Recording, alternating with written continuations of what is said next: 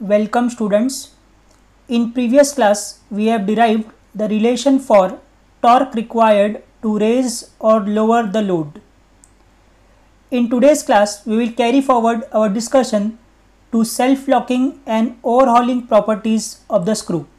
We have seen the torque required to lower the load is T is equal to W by 2 mean diameter multiplied by tan of phi minus alpha. From this expression, if the value of phi is greater than alpha, then the torque required will be negative. That is, no torque will be required to lower the load. This means the load will itself begin to turn the screw and bring it down. This condition, when the screw or the load itself comes down without any application of force, is known as overhauling of the screw. Similarly, if the value of phi is greater than alpha, the value of torque will be positive. That is, unless a force is applied, it will not move. This property of the screw is known as self-locking property.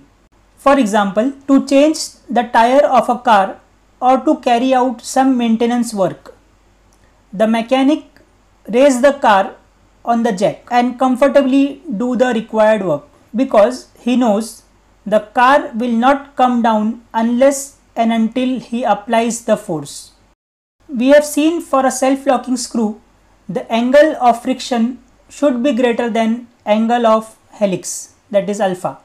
Taking tan on both sides, I will have tan alpha is equal to tan phi. Now, as phi is the friction angle, we can write tan phi as mu, and as alpha is the lead or helix angle, I can write tan alpha is equal to L divided by pi multiplied by dm, which we have also seen earlier.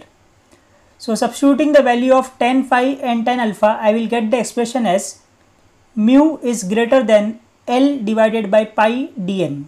From the above expression, we can conclude that for condition to be self-locking, the friction should be more. Hence, excessive lubrication should be avoided. Also, if the lead is large, self-locking properties will be affected. Hence, normally a single threaded screw is preferred. Now, let us go through the efficiency of the power screw. We know that efficiency is output divided by input. Can say it is work output divided by work input. In this case, what is output? Output is the weight that is lifted by a distance L. If we consider one rotation of a screw thread and a single threaded screw, hence we can write mathematically output is equal to W multiplied by L. Similarly, input work done is force, that is P, which is applied multiplied by distance travelled in that direction. So we have applied the force, if you can see in the diagram, in the horizontal direction, and the horizontal distance is pi multiplied by dm. So we will get work input as P multiplied by pi dm. Substituting the values of output and input in efficiency equation, I will get efficiency is equal to W multiplied by L divided by P multiplied by pi dm, which on further solving I will get W by P tan alpha, because we know that tan alpha is L divided by pi dm. Also we have derived P is equal to W tan of phi plus alpha.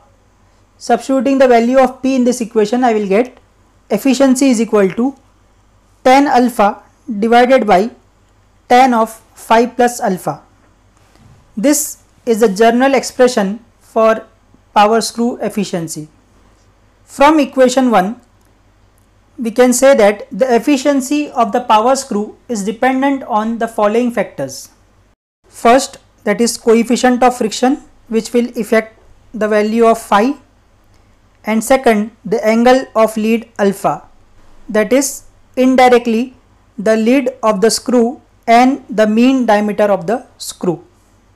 there is one limitation of this expression. This expression, which is derived, does not give the overall efficiency of the screw mechanism, as it does not take into account other friction losses. Now let us derive the relation of efficiency of the self-locking power screw. So from equation 1 we have efficiency is equal to tan alpha divided by tan of phi plus alpha. But for a self-locking screw, we have seen condition as phi should be greater than alpha. Substituting this value in equation 1, I will get efficiency is less than tan alpha divided by tan of phi plus phi, that is tan alpha divided by tan of 2 phi. But from trigonometric relations we have tan of 2 phi is equal to 2 tan phi divided by 1 minus tan square phi. Substituting this value, I will get efficiency as efficiency is less than tan alpha 1 minus tan square phi divided by 2 tan phi. Taking tan alpha term inside, I will get n should be less than equal to half minus tan square phi by 2. This is the expression for the self-locking square threaded power screw.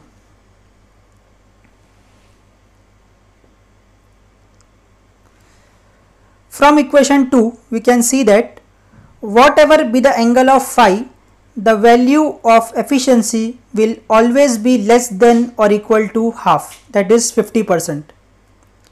The same we have seen in the disadvantages of the power screws, that the efficiencies of power screws is very less.